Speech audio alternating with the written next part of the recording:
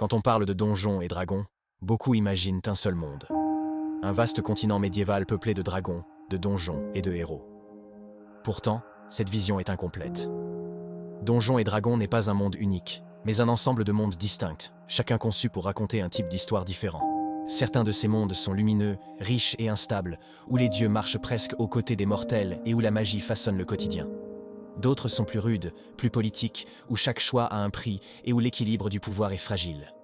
Il existe aussi des univers où la réalité elle-même est malléable, où les idées, les croyances et les philosophies peuvent remodeler le monde plus sûrement qu'une épée ou un sort. Dans cette vidéo, nous allons explorer les 6 mondes un par un. Car pour vraiment comprendre Donjons et Dragons, il faut d'abord comprendre les mondes qu'ils composent. Les royaumes oubliés sont souvent considérés comme le monde de référence de Donjons et Dragons.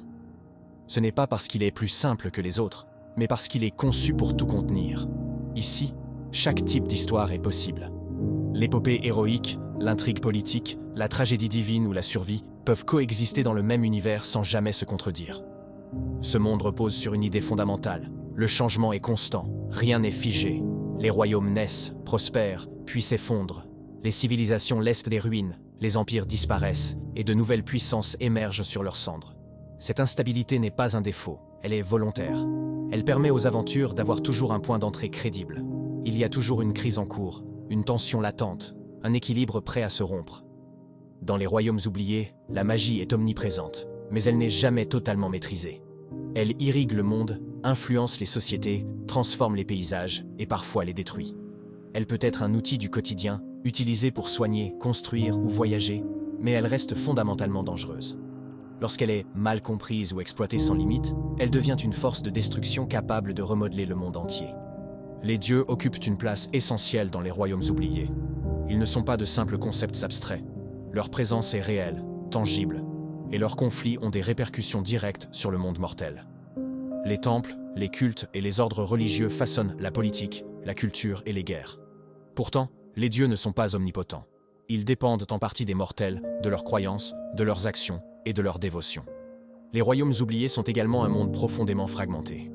Il n'existe pas d'autorité centrale qui gouverne l'ensemble du continent. À la place, on trouve une multitude de cités, de royaumes et de terres sauvages. Chaque zone possède ses propres lois et ses propres menaces.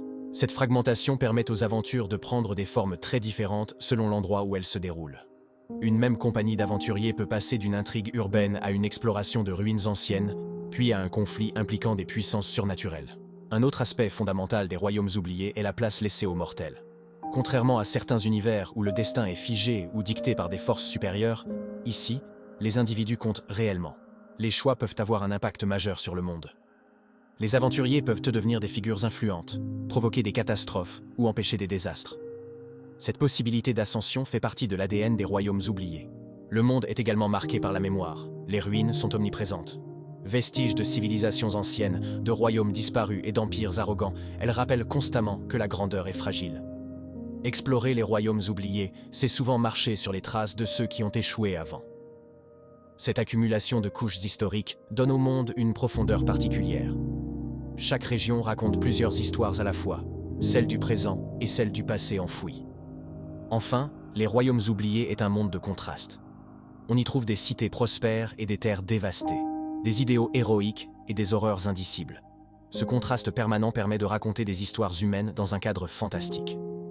Derrière les dragons, les sorts et les dieux, ce sont toujours des choix, des ambitions et des peurs mortelles qui façonnent le monde. C'est pour toutes ces raisons que les royaumes oubliés sont souvent le premier monde que l'on découvre en jouant à Donjons et Dragons. Non pas parce qu'il est plus simple, mais parce qu'il est plus ouvert. Il offre un terrain où toutes les histoires peuvent naître, évoluer et se conclure. Greyhawk est l'un des mondes les plus impitoyables de Donjons et Dragons. Là où certains univers accueillent les aventuriers comme des figures promises à la grandeur, Greyhawk ne promet rien. Il ne récompense ni l'héroïsme naïf, ni la bravoure aveugle. Ici, survivre est déjà une forme de victoire. Ce monde est ancien, usé par des conflits répétés et des ambitions jamais vraiment éteintes.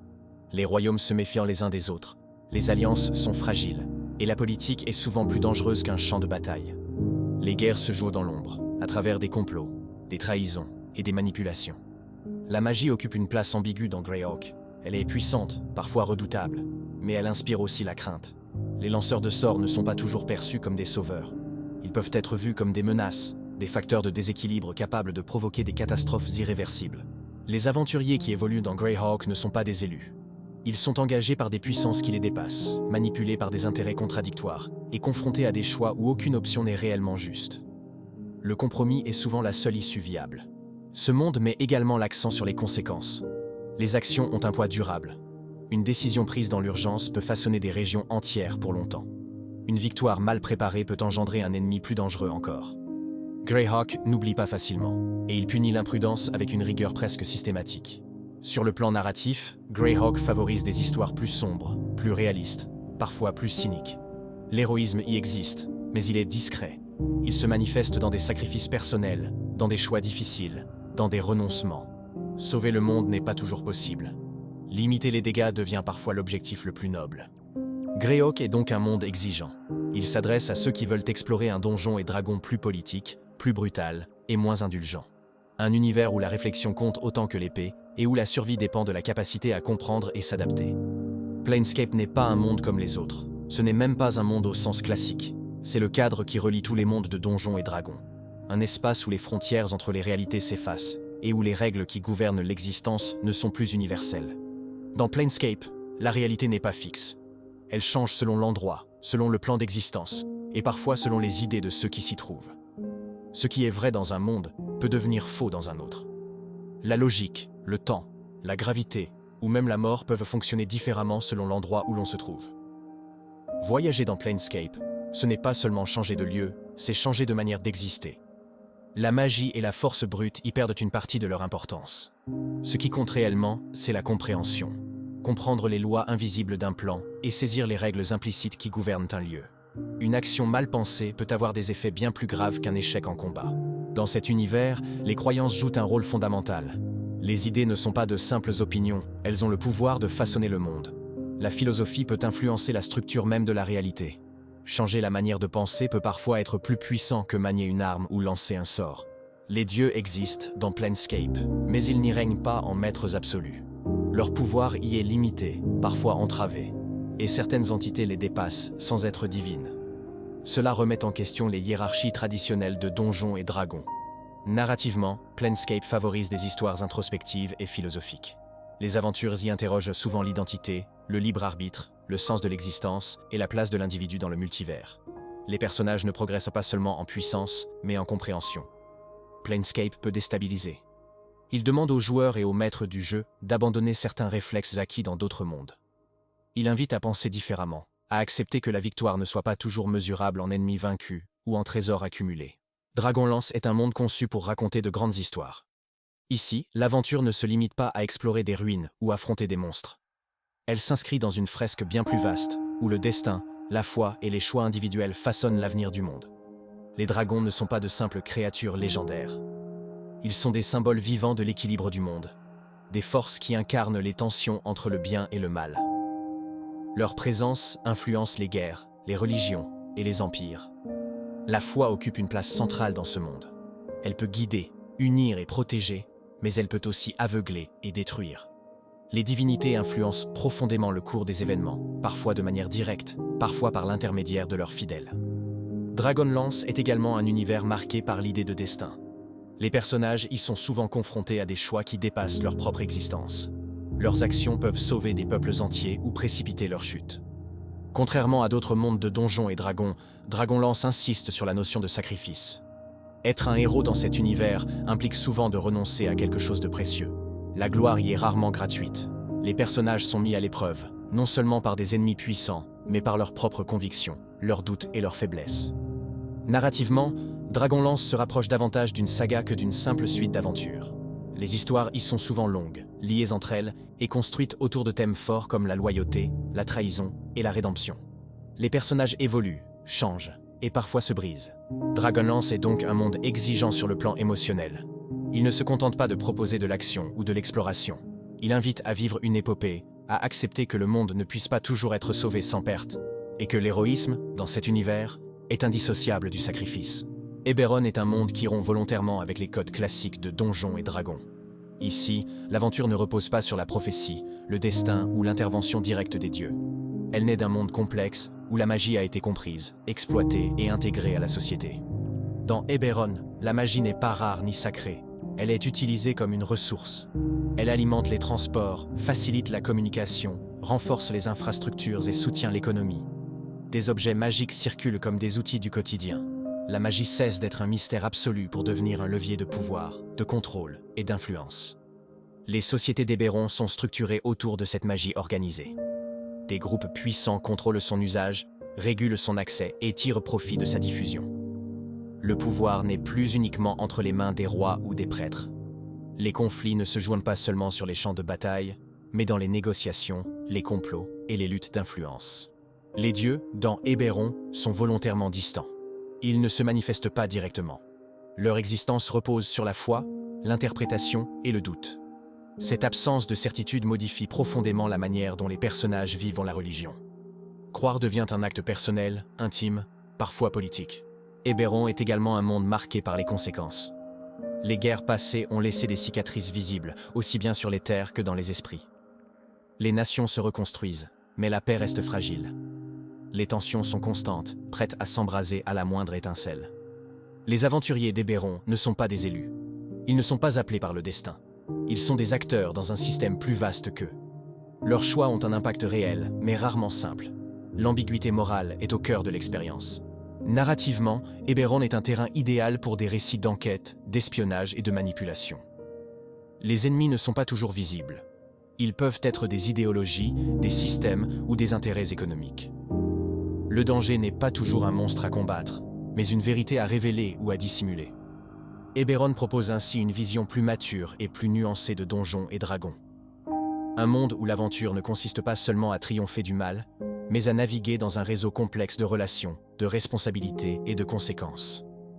Un univers où la magie, loin de résoudre les problèmes, en crée souvent de nouveaux. Le dernier monde, Darkson, est un monde qui ne promet rien. Il n'offre ni gloire, ni salut, ni avenir radieux. Ici, l'aventure commence dans un univers déjà brisé, où la survie est un combat quotidien et où l'espoir est une ressource plus rare que l'or ou la magie.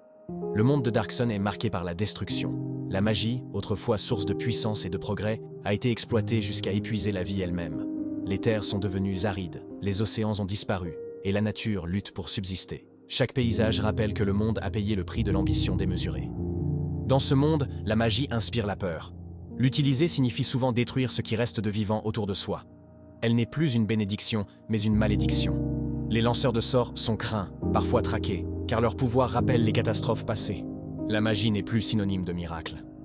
Les dieux sont absents. Ils ne répondent pas aux prières, ne guident plus les peuples et ne protègent personne. Le monde est livré à lui-même. Le pouvoir appartient à des tyrans immortels qui règnent par la force, la peur et la manipulation. Ils contrôlent les cités, les ressources et les vies. C'est un monde brutal. L'esclavage est courant, la loi du plus fort domine, et la violence fait partie du quotidien. La morale y est souvent sacrifiée au profit de la survie. Les choix sont rarement bons ou mauvais, ils sont nécessaires ou fatals. Dans cet univers, rester humain est parfois l'épreuve la plus difficile. Les aventuriers de Darkson ne sont pas des héros au sens classique. Ils ne partent pas sauver le monde, car le monde est déjà condamné. Ils cherchent à protéger ce qui peut encore l'être, à préserver une étincelle de vie, ou simplement à survivre un jour de plus. Narrativement, Darkson propose une expérience unique. Les histoires y sont intenses, tendues, souvent tragiques. Chaque victoire est fragile, chaque perte définitive. Le monde ne pardonne pas les erreurs, et la mort est toujours proche. Pourtant, c'est précisément cette dureté qui donne de la valeur aux actes de courage. À travers ces mondes, une chose devient évidente. Donjons et Dragons n'est pas un simple jeu de règles, de combats et de monstres. C'est une collection de visions du monde, chacune racontant une manière différente de vivre l'aventure. Certains univers offrent une liberté immense, où les héros peuvent façonner le destin du monde. D'autres imposent des limites, rappellent que le pouvoir a un prix. Certains invitent à réfléchir, à douter, à comprendre la réalité plutôt qu'à la conquérir. D'autres plongent dans la tragédie. Ces mondes influencent la manière de jouer, de raconter, de ressentir une aventure. Choisir un monde, c'est choisir un ton, une ambiance, une philosophie. C'est décider ce que l'on veut raconter. Dans les prochaines vidéos, nous entrerons encore plus loin dans ces mondes, un par un, pour en explorer les secrets et les possibilités narratives. Car dans Donjons et Dragons, l'aventure commence toujours par un choix. Et ce choix, c'est le monde dans lequel on décide de jouer. Si tu veux continuer ce voyage à travers les univers, les créatures et les légendes de Donjons et Dragons, pense à t'abonner à la chaîne.